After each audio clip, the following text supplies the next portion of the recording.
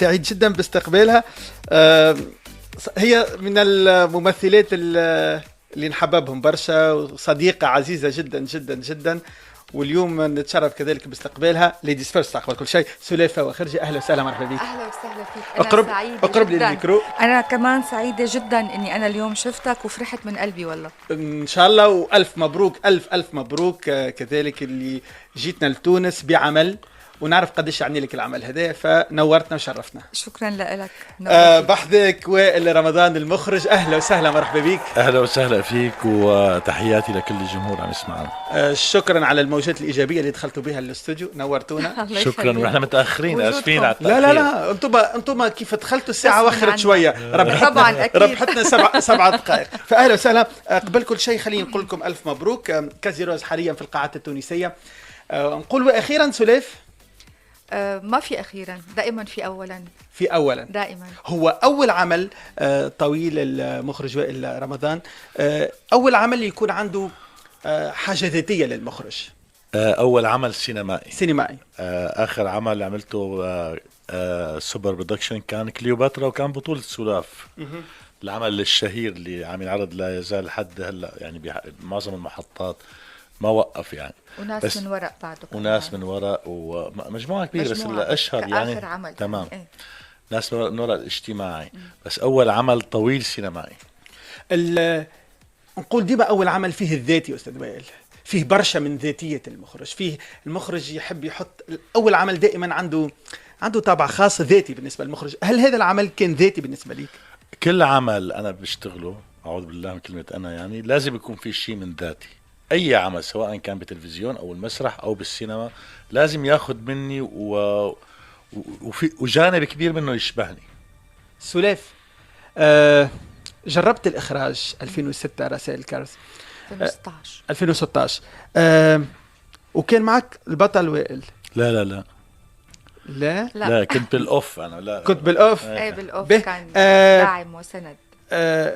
المخرجة اللي فيك تحركت في هذا العمل ولا لا؟ طبعا أكيد، لأنه وائل حملني مسؤولية لما كان هو قدام الكاميرا، إنه سلاف أنت هلأ بدالي، فأنا تحملت مسؤولية. طبعا يعني كان كل شيء عم يتنفذ مثل ما هو بده وائل يعني، بس بالأخير أنا صرت مسؤولة، فصرت مسؤولة عن كل شيء. فأكيد تحرك هذا الإحساس من أول لحظة، من أول ما قال لي بدي إياكي معي تعملي السيناريو للأفكار مع بعض يعني. معي مع بعض اوكي. فمن اول لحظه خلص، وانا لما بعمل شغله بعمل للاقصى، بعمل من روحي يعني. كانت وحده حال ما بيناتكم؟ اكيد طبعا اكيد. وحده حال فنيه. وين تختلفوا فنيا، وين تتشابهوا فنيا؟ بكل لحظه نحن بنختلف فنيا، وبنوصل للحظات تشابه او اتفاق او عدم اتفاق. يعني هذا العمل الفني قائم اصلا على الجدل. لا يمكن يكون في حدا عم يشتغل بهذا الدومان الفني، سواء بكل أطيافه، المسرحي ولا السينمائي ولا التلفزيوني، إذا كان الغاية منه الوصول لنتائج مهمة فنية، لازم يكون في خلاف واختلاف واتفاق وتشابك لنوصل لوجهة النظر الصح في النهاية. ما نعرفش شكون يحكي لي على قصة العمل. خليني نقول كيفاش تولدت القصة هذه بالذات، ووقتاش ضربتوا على الطاولة وقلتوا هذا العمل لابد أن يتحول إلى عمل سينمائي. أحداث الفيلم فيها برشا تشويق وإثارة، تدور داخل مطعم روز الليلي اللي يجمع شخصيات عديدة من فئات وطبقات اجتماعية مختلفة، يتعرضوا في إحدى الليالي وهم في داخل المطعم لحدث استثنائي يخليهم يعيشوا لحظات من الخوف والتناحر أحيانا والتقارب أحيانا أخرى. تكتشف الأقنعة وتسقط، لا سيما عندما تقترب اللحظات الأخيرة من حياة هؤلاء الأشخاص، نراهم على حقيقتهم وفطرتهم الأولى بما لهم وما عليهم. هذه الفكرة العامة باش ما نحرقش أحداث الفيلم. خلي الناس تعرف أحسن. خلينا نحرق. نحرق. حرام عليك. معناتها مشيت على خط باش ما نحرقش الفيلم. لا خلينا نحرق وخلص. لا هكا ما حرقناش. لا نحن بالعكس. لا بالعكس. الفكرة العامة للفيلم. هذه الفكرة العامة. كيفاش تولدت الفكرة هذه؟ لا الموضوع من عندك انت. من زمان كتير أنا عم حاول أوجد نص أو فكرة تحكي عن الألم لأي مواطن سوري أو عربي، ولكن بطريقة غير مباشرة، تراجيدية، ميلودرامية ولا مباشرة مثل ما تفضلت سلاف. لا، عم دا حاول لاقي شكل فني أقرب للطافة، للتراجي كوميدي، الميكس بين تراجيديا والكوميديا. فتبنينا بعدين هي الفكرة اللي هي تيمة معروفة، يعني من التيمات العالمية المعروفة، مثل الحب، الكره، العشق عند شكسبير بروميو وجولييت، فتكرر. فوجدنا هي الفكرة، بس هي الفكرة كان بدها أرض خصبة، بدها سيناريو قوي، بدها حوار قوي، بدها شخوص تظهر وتصير لحم ودم. فلما أنا اقتنعت إنه لازم سوي الفكرة، طلبت من سلاف، مشكورة طبعا، انه توقف جنبي لبناء هذا السيناريو ورسم هذه الشخصيات وخلق هذه الارض الصلبة لاتمام عمل فني ظهر فيما بعد، صار اسمه كازيروز، واشتغلنا على اكساؤه. كازيروز حاليا في القاعات التونسيه، ننصحكم باش تمشوا تشوفوا العمل عندكم، تشوفوا جو مزيان على الاخر، ياخذكم في عالم لشخصيات، من المحامي للراقصه للمتدين لعامل النظافه للموظف السامي في الامم المتحده. هذا الكل ياخذكم في رسالة إنسانية بالأساس، هو ليس عمل سوري بقدر ما هو عمل إنساني بامتياز. اندبندنت عربية كتبت مقال عن كازيروز، قالت أنه يستعيد فيلم الإرهاب والكباب في نسخة سورية. نعم. هل فعلا كان هناك نوع من كلاندوي أو إشارة إلى الإرهاب والكباب، العمل للكاتب وحيد حامد وشريف عرفة وعادل إمام؟ هي الفكرة وقت تقدمت لوائل كانت فعلا هي الفكرة لها علاقة بحالة الاختطاف. المقال هذا شفته، بس هو الفكرة انه نحن كنا قاصدين، نحن عم ناخد الاختطاف السوري من وجهة نظر محلية سورية. كبرنا بالموضوع لحتى نحكي مو بس على الإنسان السوري، على الإنسان العربي الموجوع المظلوم.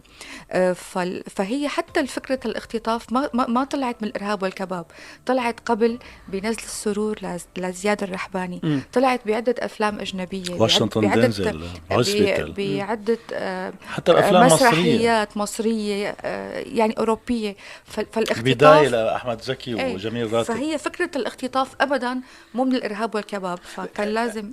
وين التباين مثلا في الإرهاب والكباب لما قالوا له شنو تتمنى، قال لهم نحب معناتها الكباب المشوي، انتم شنو تحب؟ يحب الكنافه. يعني لهنا ايضا يسرى مع عادل امام تقابلها شخصيه الراقصه في الكازينو، يعني اللي هي تعاون البطل كذلك. نزل السرور يمكن نفس الشيء كمان، نزل السرور نفس الشيء مع احمد زكي الرحباني، نفس الشيء. فهي مو بس الارهاب والكباب، فنحن اخذنا هي الفكره، بالعكس نحن كنا حابين انه ايه فعلا، بس وقت الفكره تقدمت رحنا باتجاه اخر، انه لا نحن عم ناخذ الشخصيات السوريه. هي القصه مو قصه كنافه، لانه الكنافه طلعت الى وقع خاص والى ابعاد دوليه كتير كتير كبيره. لا، طلع في اشياء الانسان عم يطلبها، هي اشياء اساسيه بالحياه، بس للاسف يعني احلام بسيطه جدا، بس هي مستحيله بواقعنا السوري المعاش، بواقعنا العربي. فبتشوف قديش الناس هدول بسطاء جدا، الأحلام تبعهم بسيطة، الحياة صعبة، الحياة معقدة، بتلاقي أبعاد أخرى. نحن يعني يمكن نكون أخذنا الفكرة مثل ما كتير بتتاخد روايات، بس كل مرة بتتاخد بطريقة معينة، مثل ما قال وائل إنه هي تيمة، بس نحن أخذنا تيمة السورية كيف ممكن تكون بظل طبيعات الحرب، بظل الوضع الاقتصادي الصعب، الناس، الشخصيات، كيف ممكن إنه الإنسان العربي يعتبر أقل قيمة من الإنسان الأجنبي. وهي مثلا جديدة جدا يعني. كازيروز العمل نشوفوه في القاعات التونسية وندعوكم مشاهدته.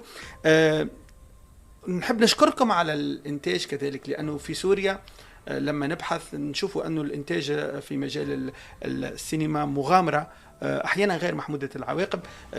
الفيلم يجي كأنه لإنهاء مجموعة من السنوات الطويلة اللي جات للقطيعة مع سينما القطاع الخاص اللي توقفت العجلة متاعها. ومهم جدا بس باش الناس تعرف أنه عام 1969 كان فما قرار يحظر استيراد الأفلام وتوزيعها في المؤسسات الحكومية. المنتجين الكل تراجعوا، قاعات السينما سكرت، حتى وقت اللي تلغى القانون هذا عام 2002 كان الوضع أكثر من كارثي في سوريا. اليوم رغم كل شيء تراهنوا وتقولوا احنا باش ننجو. المغامرة هذه اللي انتم عملتوها هي مغامرة واعين أنها مخاطرة، أو البعض يقول ريسك عالي. في سوريا يقولوا عملية انتحارية، الله كان في عونهم سلاف وائل. طبعا أكيد. تفضل. تفضل. نقول لا والله. إذا كان المقاولة تفضل يقول. لا تفضلي. يعني أكيد الشركة المنتجة كمان تحسب لصالحها، هي نقطة كتير إيجابية، إنه هذا الفيلم بهي الظروف اللي عم تحكي عنها حضرتك كان من الصعب. وطبعا هي من مشاكلنا بالسينما السورية، مو بالحرب وقبل الحرب والتواريخ اللي عم تحكيها. السينما السورية لهلأ عبارة عن تجارب جيدة ولم تصبح صناعة، وبعد الحرب لسه أصعب، تبعات الحرب لسه أصعب. فكلياتنا صار في عنا حالة تبني إنه حابين نعمل فيلم سوري، مو فيلم مهرجانات فقط، لا، فيلم للناس، فيلم بيحكي عن الإنسان.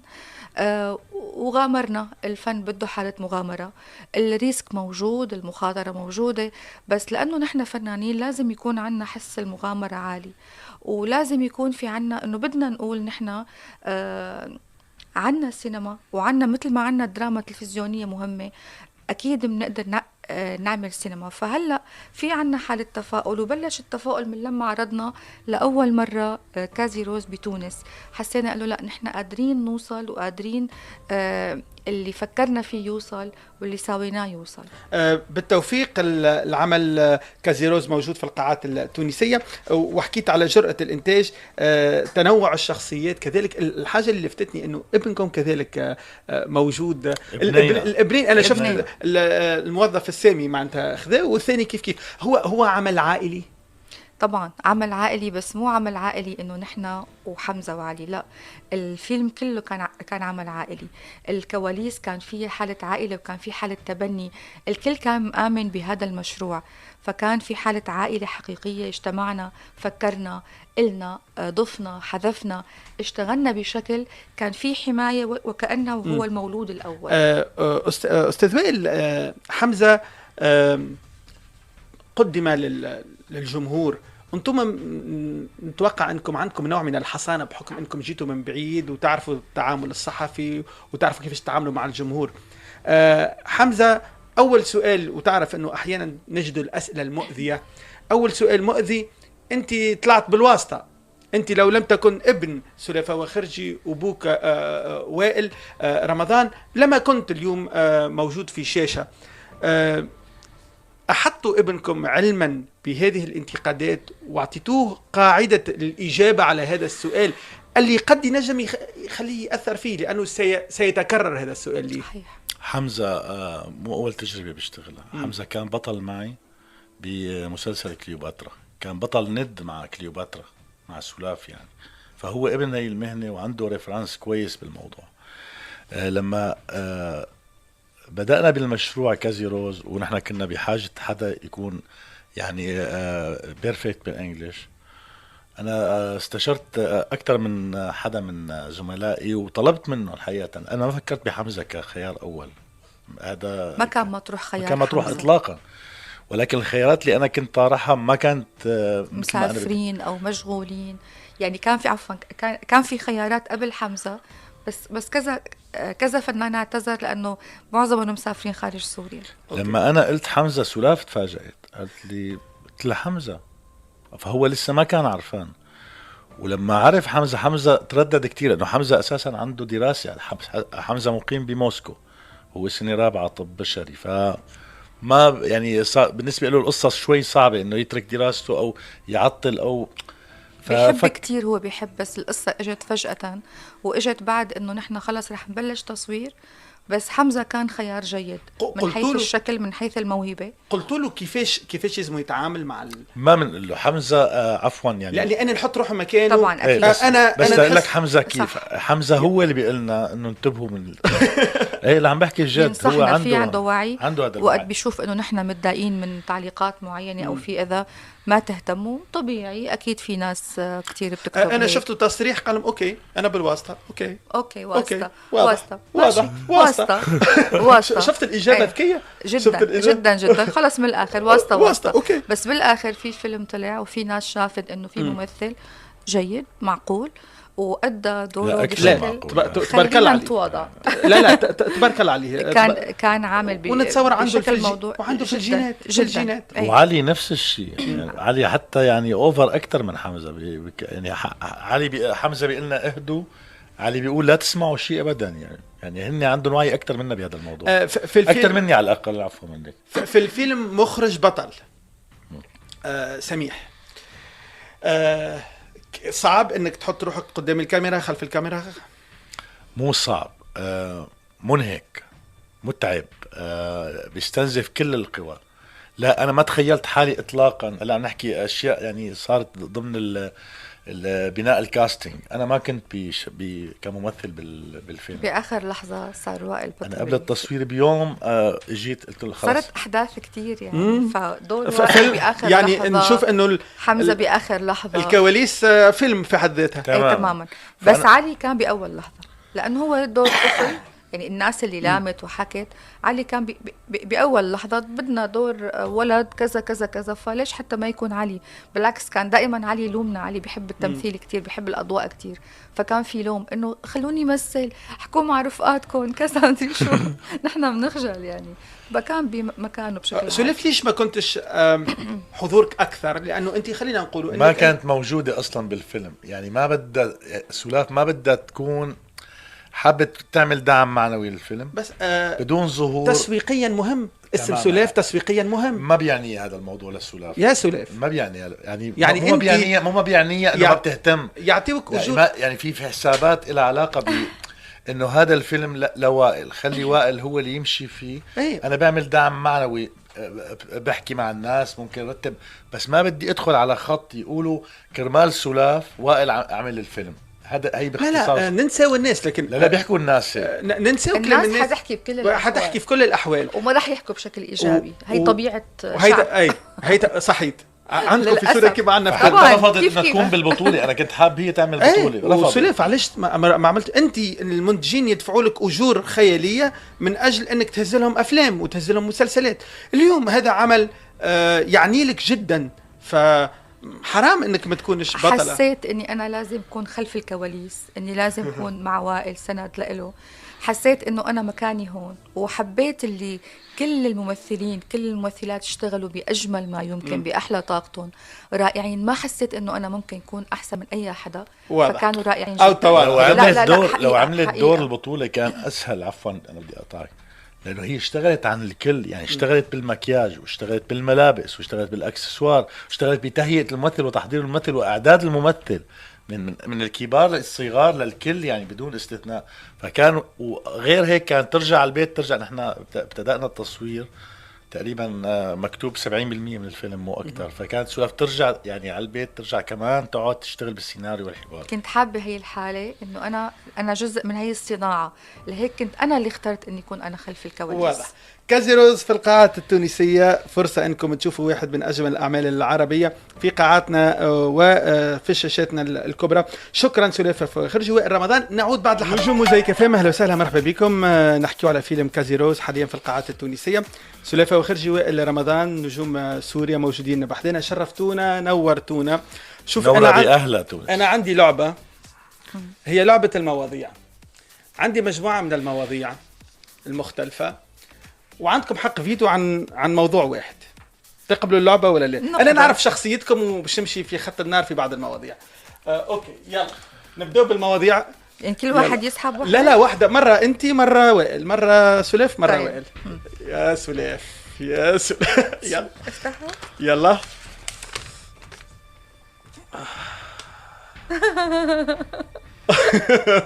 طب رح شوف الباقي بعد.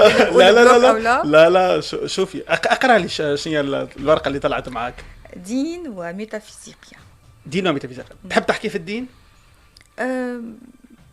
مو قصة أحكي بالدين، أنا ماني ما تستعملش فيه أداة سهل، ما تستعملش فيه فيتو. أنا ننصحك ما تستعملش فيه فيتو. لا أبدا، رح أقول لك أنا مو من شأني أحكي بشيء، في ناس اختصاصيين. أنا بس بختصر الموضوع وقلته وبقوله بكل لحظة وبكل يوم. أنا ديني هو الحب، والحب هو الله بس. لكن الله يجمع كل الأديان. طبعا الحب هو الله بالمطلق. هو الله بالمطلق. سلاف عادة الإنسان يصرح عن دينه، فنقول هذا مسلم، هذا مسيحي. لماذا السلاف لا تقول بأنها مسيحية؟ تعرف بسوريا بعيب واحد يقول إنه هذا مسيحي وهذا مسلم. طبعا احنا ربينا واحنا عنا عيب. يعني انا زمان بدي استحضرتني حادثه، عم قلها لامي، كنت عمري 6 سنين او 5 سنين يمكن، قلت لها جارنا المسيحي اكلت كف انا لا انساه بعمري. كف ما قالت بنقول لي هيك. اذا بسمعها منك يوم من الايام هي الكلمه بغضب عليك كل عمري. ما في شيء اسمه مسيحي ومسلم، ولحد اللحظه عيب ينقال عنا بسوريا هذا مسيحي وهذا مسلم. وشو عيب. الفايده طالما كلياتنا بنؤمن بالله؟ شو واليهودي الفايدة؟ مثلا احلى. شو أو حتى الفائدة؟ البوذي، أو حتى البوذي طبعا. حتى طالما في إيمان، طالما أنت إنسان حقيقي، طالما أنت علاقتك مع الله لترضيه ولا ترضي الآخرين. هذا السؤال ما يعني الآخرين إنه الناس حتحبك أكتر أو حتحبك أقل. لا، حبوني كإنسانة قبل ما أكون فنانة وقبل ما أكون لأيدي منتمية. الوالدة كانت تستحبك للمسجد وللكنيسة؟ طبعا بيت الله، هذا بيت الله، وأي مكان هو بيت الله، وكل مكان له حرمته. ونحن ما بنعرف، نحن ربينا ما بنعرف كل شخص فينا كسوريين شو دينه ولا حتى بننسأل. سلافة وخرجي، عندك مفهومك للعقاب والثواب مختلف. شوف وين متصورة مثلا هلا قبل نص ساعة قدام الكنيسة. ايه طبعا. اللي هنا في تونس. ايه هلا تونس كنا عم هلأ نتمشى نتمشى. بالبلاد العربية وجينا. صح. شكرا. شكرا. قلت أن الخالق لا يحرق. الخالق لا يمتلك نارا باش يحرقنا بها. من وين استمديت هذا موضوع طويل جدا وشائك. لا بجملتين، قصير. بجملتين. صعب يكون بجملتين، بس أنا يعني حسن ظني بالله كبير جدا جدا جدا، وبحس إنه يعني جميل، إن الله جميل. نعرف، فيني لكن جاوب أنا عنه؟ بس نعطيك سؤال ويمكن تجاوب. فيني جاوب عن هذا السؤال؟ ايه طبعا. الله ما حيحرق إلا لأنه بيحبها، بس نحن حيحرقنا. احنا عنا في القرآن سيصلى نارا ذات لهب وامرأته حمالة الحطب. بسم الله الرحمن الرحيم. وفي المسيحية هناك النار كذلك. صحيح. يعني لهنات توهنا. يمكن أنا ما بدي أفتح سير طويلة عريضة، لأنه تعرضت لنقد وتكفير، وأنا دائما في حالة تكفير. يعني وقت مثلا أنا بكتب عندي على الصفحة إنه لا تشتم إلها لا تعبده. هي مقولة سورية من آلاف السنين، 7500 سنة. هي مقولة قديمة جدا سورية ومعروفة ومكتوبة. فإنه أنا بنشتم على شغلة مكتوبة من 4000 سنة 3500 سنة. طب أنتم ما بتعرفوا حضارتكم. بعدين مو مهم، المهم الفكرة إنه أنا ليش لا أشتم إله لا أعبده؟ ليش؟ شو الفكرة؟ أستاذ وائل، تتقاسموا نفس دينية، نفس الروحانيات؟ أنا غير دين. شائك الموضوع جدا. أوكي يلا. أستاذ وائل، يلا. عندي فيتو واحد. عندك فيتو واحد. حاستخدم الأول فيتو. ما تاخذش ورقة. خذ أحسن. خذ ورقة. عندي فيتو بستخدمه. طيب أوكي.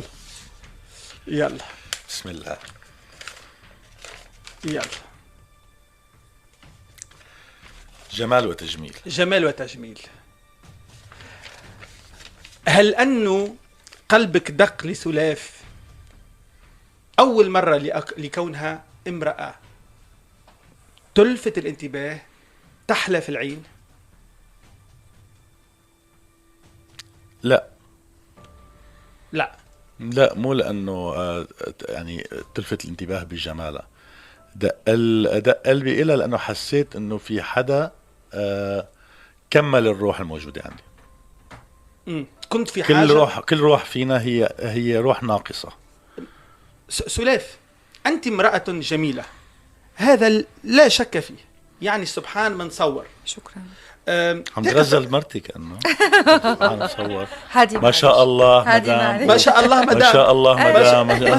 ما شاء الله. دق على الخشب حبيبي. هادي معلش. لا وهادي معلش. قرب نار الغيرة. معكم قهوة بالإذاعة؟ عنا قهوة. ما بتضيفوا قهوة؟ لا هاي جايتك القهوة والماء. قهوة بس. قهوة أوكي. مشان نصحى له لهادي. شوف سلاف، لما تقف قدام المرآة تقول سبحان الله، أشكرك يا إله أنك صورتني في أحسن صورة.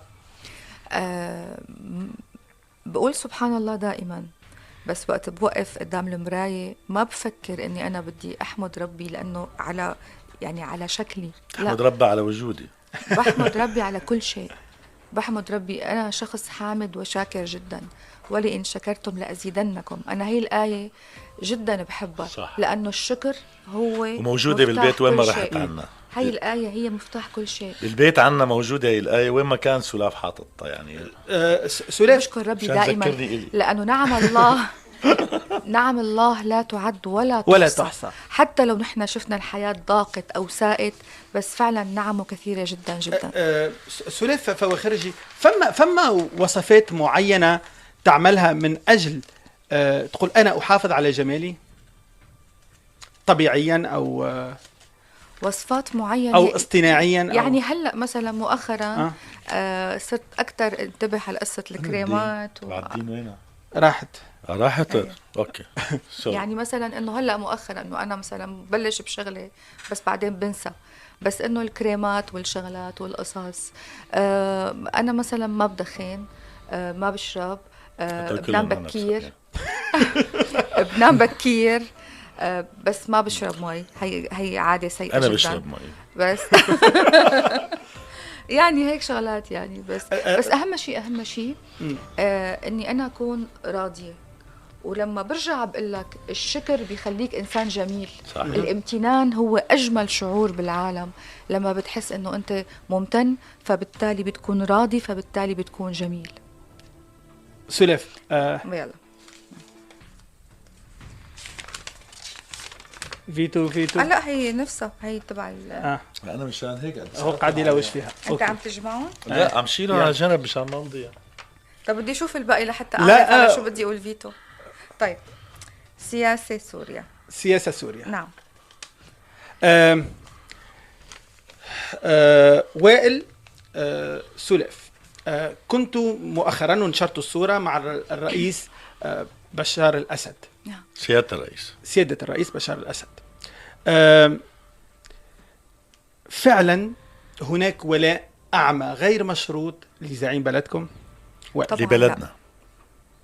طبعا بلدنا يعني جيشنا، رئيسنا، علمنا. هذا الولاء لا يجزأ، وليس ولاء أعمى. الولاء للوطن، والوطن يعني رموز، والرموز هم الأرض، الجيش، الرئيس، العلم. سئلت وائل رمضان.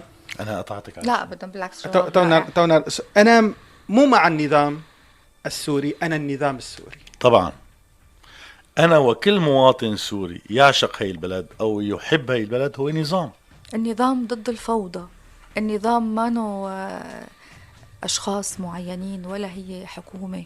النظام ضد الفوضى. سوريا اختبرناها بعد الثورات العربية، وانقسموا الفنانين بين موالي، وخرجت قائمة سوداء، وخرجت فيكم قائمة سوداء، وخرجت في غيركم قائمة سوداء. وهذا نحن ما عملنا قائمة سوداء. أنا أحترم الطرف الآخر، بس الطرف الآخر عمل لي قائمة سوداء، هي مشكلته. لكن أنا أحترم حتى فكره اللي ضدي، أحترمه. لكن مزعج إنه نحط ابن بلدي خويا في قائمة سوداء، حتى اسمها أنا ما حطيت حتى حدا. اسمها أسود. بلدي أنا بس بدي بلدي اللي طلعوا منا أشخاص، ما حطت بلوك على حدا. أي حدا من خارج سوريا من الطرف الأقصى المعارض بيقدر يفوت على البلد، غير موجود اسمه على الحدود. أصالة اسمها مش موجود على الحدود؟ لا. جمال سليمان؟ لا. نور مهنا؟ لا. أنا بدي أحكي شغلة. نحن هلأ صرنا يعني عشنا حرب يمكن من أبشع وأقصى الحروب في العالم، وبنتمنى من قلبنا أنه ما في شعب يعيش اللي عشناه حقيقة، لأنه حرام اللي صار في سوريا. أكتر من بشعة وأكتر من قاسية وأكتر ما لا وصف. نحن هلأ الحرب خلصت، لساتنا بتبعاتها الأصعب، بتبعاتها الاقتصادية الأصعب، الاجتماعية الأصعب. نحن بدنا وقت لحتى نكون أصحاء نفسيا جميعنا جوا وبرا. بس دائما بقول، وصل لي آخر كم سنة دائما عم بحكي إنه راحت هاي الأيام. مو مهم نقول مين مع ومين ضد. الوطن أكبر من مع وضد، وأكبر من موالاة ومعارضة. صحيح. الوطن نحن هلأ بدنا بكرة، حاجة نحكي مبارح. نحن كل مشاكلنا أصلا عم بتكون من التاريخ، عم بتكون من آلاف السنين. نحن بدنا اليوم، بدنا بكرة، بدنا أولادنا يعيشوا صح. الوطن ما بينبنى إلا بالكل. لا لو مثلا في مصر، في تونس، تتقابل مع أصالة وتقول لك أصالة نحب نرجع لسوريا، شو تقول لها؟ أنا بقول دائما، بقولها مو أول مرة، بقول للكل يرجع. هي بلدنا، البلد ما بتكمل إلا فينا. طبيعي أنه يكون في اختلاف، بس مو معناها يكون في خلاف، والخلاف حرام مهما كان أنه يهد بلد. والبلد انهدت. فعلا تعرضتي 2013 بسبب مواقفك إلى محاولة اغتيال في السودان؟ صحيح. هذا خبر مرعب. طبعا أكيد مرعب. والسلطات السودانية والأمن السوداني يعني كتر خيرهم مشكورين. حمود وائل كان موجود معاه؟ لا، ما كان موجود. نتصور انه الخبر انا اللي هيأت للموضوع. حرام. بس بدي اعقب هذه على الشيء. الاساتذه اللي ذكرت اسمائهم نحن بنحبهم، يعني استاذ جمال سليمان، استاذ نور مهنا، والسيدة أصالة، نحن بنحبهم. نحن ما بدي احكي، نحن رح احكي بوجهة نظر شخصية. انا برأيي صفة سوري تغلب اي صفة، تغلب انه يكون معارض، ولا يكون فنان، ولا يكون مخترع، ولا يكون موالي، ولا يكون بدي اضيف جملة هون، انا انه نحن وقت بنطلع منسافر قبل ما يكون اسمنا وائل وسلاف، الفنان السوري والفنانة السورية، صح. او الاعلامي التونسي، فنحن بننتمي اولا لهالبلد. تفضل. صحيح. ما شو لا بس كده، بس هالجملة تعطي اختل الفكرة راحت. لا ما راح. يمكن الافكار تجي في السؤال اللي من بعد. خلصت لا بس بدي اوصل جملة انه يعني نحن بنحب انا يعني انا وانت، بدي احكي عني وعنك، في علاقة بتربطنا. يعني انا استاذ جمال سليمان استاذي، يعني شو ما صار وشو ما عمل هو استاذي بالنهاية. طبعا بعدين في خبز وملح، هذا صعب ينتسى. ما بقدر اقول جمال سليمان، انا بقول استاذ جمال سليمان. وحتى سلف تقولها استاذة. طبعا شكرا. سيدة اختي هي زوجتك.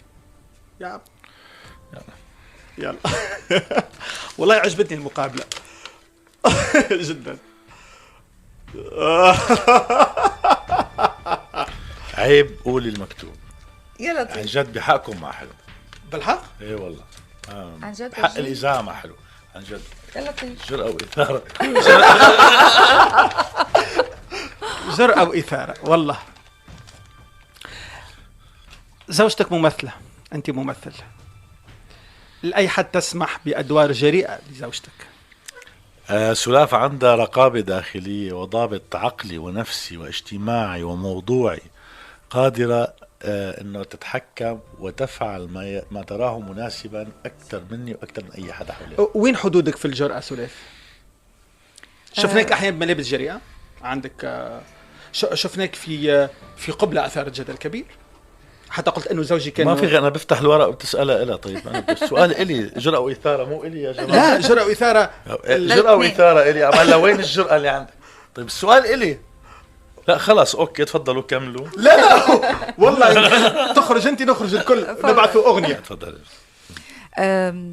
هو انا ضد المصطلح الجرأة، لانه هي الجرأة قبل ان تكون، يعني نحن اختصرنا الجرأة بملابس، بمشاهد معينة. هي الجرأة هون، هي الجرأة انه انت يكون عندك جرأة فكرية، انك انت تقدر تنهض او ما رح بالغ انك تنهض، انك انت شوي تحرك مياه راكدة، انك شوي تغير. نحن فنانين، وانا دائما بقول انه انا مو ممثلة بشتغل وبمشي بوقف قدام الكاميرا ببتسم وبمشي، لا، انا عندي رأي، انا صاحبة رأي، انا ما تعلمت وتعبت على حالي لحتى تكون فقط صورة جميلة اتصور، لا، فلازم أقول رأيي، لازم يكون عندي حس التغيير. فأنا دائما بقول إنه الجرأة الفكرية، وفي عدة نقاط بالمجتمع لازم يكون في حالة تغيير، لازم يكون في حالة نهوض.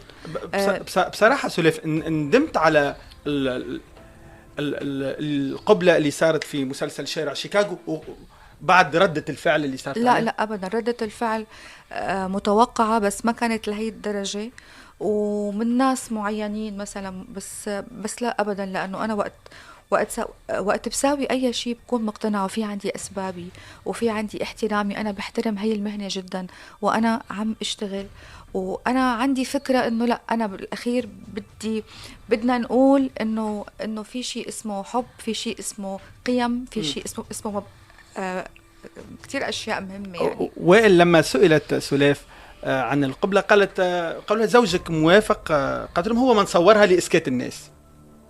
فعلا أنت ما كنتش راضي صراحة؟ معلش أنا أحكي.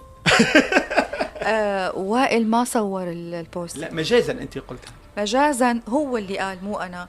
مجازا لحتى من احترامه، من نبله، من شهامته، قال لكل الناس بعدستي لحتى يقول انه انا راضي وانه انا بحترم هي الممثلة وبحترم قناعاتها. فهو كان اكبر سند لحتى يخرس الناس اللي مؤذيين جدا جدا جدا. فهو اتصرف بشهامة ونبالة. ضمنيا لا، ما كان يعني رضيان، ما كان مبسوط، بس هو احترامه لإلي، احترامه لعملي، احترامه لفكري، هو أخذ هذا المنحى يلي ما بتوقع ببساطة أي رجل شرقي بياخده. علاش ما كنتش مبسوط؟ لا ما قضية مبسوط. هلا الموضوع انتهى وراح، بس سلاف حكت عنه يعني شرحته بطريقة ما هقدر اضيف عليه اكثر من هيك. يعني حكت انا فعلا انا تفاجأت مثل الناس بالموضوع، بس انا صرت فورا تخيلت بلحظة رد الفعل، لانه للاسف الشديد مجتمعنا العربي، مو كل المجتمع، قسم ما بدي احط نسبة مئوية، غير مؤهل انه يكون انسان، غير مؤهل انه يكون عنده مفردات الإنسانية لتعطيه السوشيال ميديا يطلع يقيم رئيس ولا يقيم فنان ولا يقيم إنسان. قسم يعني ممكن تعتبره 3 أو 4% من هذا المجتمع. فواحد مثلا مع الاحترام للشهادات والثقافة غير العلم، واحد أمي بمعنى الأخلاق مو بمعنى الدراسة، واحد أمي بيفتح قدامك تاب ديسكتوب قدامه وبيقعد بيكتب بيسب فلان بيشتم فلان. مين سمح لك كإنسان تطلع تسب أو تشتم؟ أنا تخيلت هاي الصورة فورا بالنسبة لي، يعني دورت على شيء اقدر احمي سلاف. انا ما حقدر اطلع خانق الناس، ولا من طبعي خانق الناس، ولا سب الناس، ولا اشتم الناس، مو مفرداتي يعني. فدورت على طريقة وطلعت قلت هي بعدستي. ورد محلاه، رد محلاه وعظيم جدا، محلاه وعظيم. بس الاخير بدي اقول شغله صغيره. انا حافتح لها لانه انت عم تسالها بكل الاحوال، فخليني انا افتح على الاقل افتح يعني على الاقل افتح الورقه. بس استنى بس بدي اقول شغله كتير مهمه.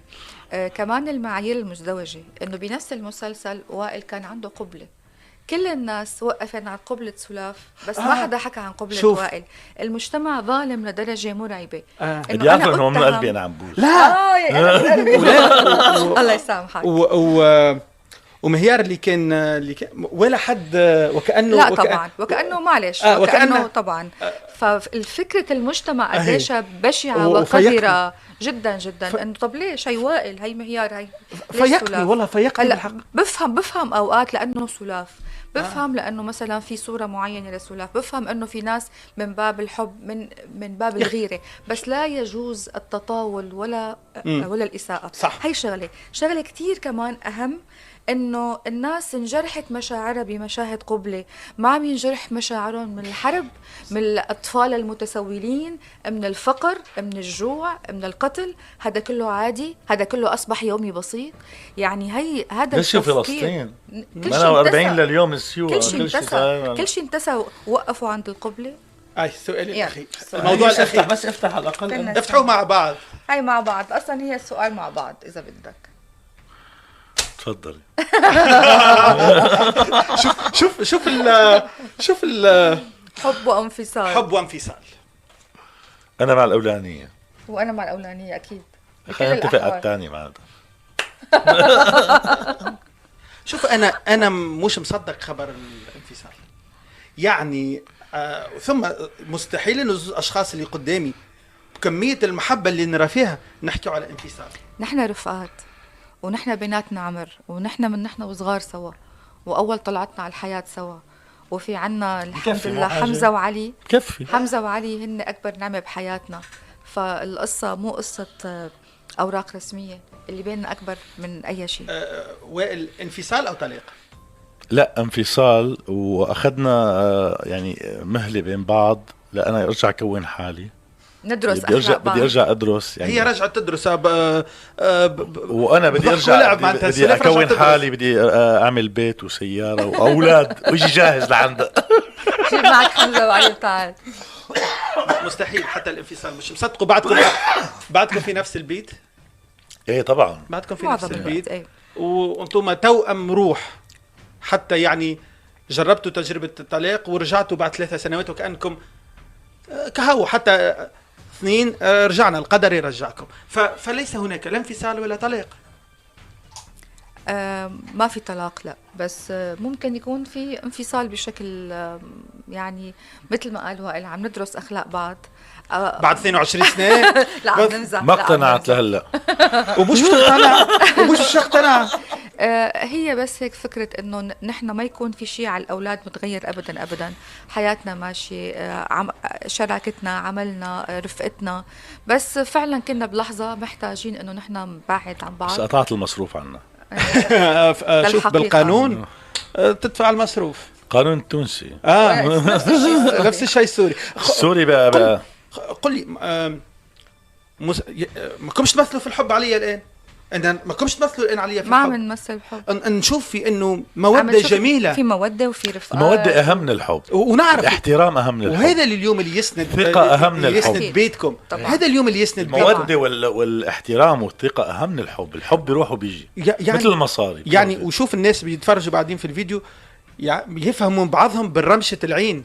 برمشة العين تفهموا في بعضكم، تحكيوا أصلا، تحكيوا أكثر أصلا بملامح وجهكم. يعني أنا أول مرة نقابلكم مع بعضكم الاثنين تحكيوا مع بعضكم بملامح وجه. أنتم آية في الانسجام. في عمر وفي رفقة. الرفقة أهم من كل شيء. تسرعا ما كتبتوا سلاف حول الانفصال، تسرعا. ما بعرف إذا كان تسرع، يمكن يكون تسرع، بس يمكن حسينا بهي اللحظة أنه نحن بحاجة. حسيتوا أنتم مين؟ يعني أنا كمجموعة. حاب أعرف الأسماء. الله يخليك. والله أنت وأنا. لو كان ما جيتش معايا يا أستاذ وائل كانت تدخلني في متاهة. الحمد لله هو يعرف يشد فراع.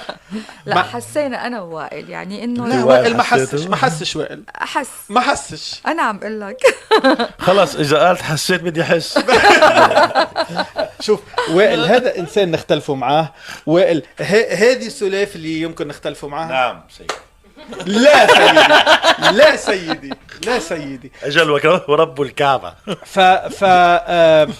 شوف، نتصور أنه لا انفصال. أنا هذا اللي نتصور، لا انفصال، لا مهني ولا إنساني. لا مهني ولا إنساني، أكيد طبعا. رح أختم لك يا أنا مشان لأنه بدها القصة شوية تركيز بهذا الموضوع. اللي بيجمعني أنا والسلاف حب لا يرتبط بورقة أيا كان مسمى الورقة. لا تعنينا لا أنا ولا السلاف. في شيء أسمى اللي هو الرابط الوجودي بالعلاقة العمودية مع رب العالمين.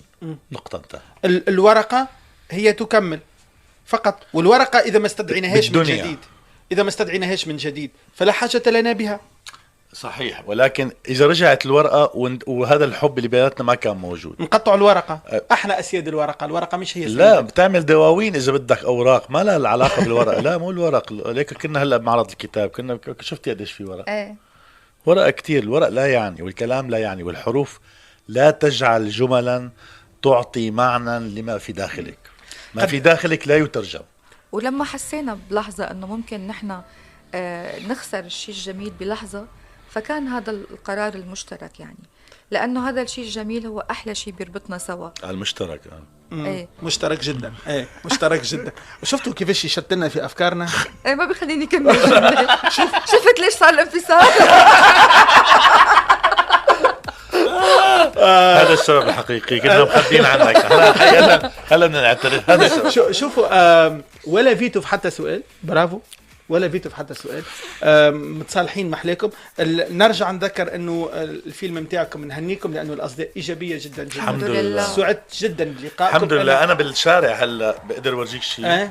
استوقفتني سيده حقيقه ابهرتني، يعني ما عرفت شو بدي، خجلتني. عجبني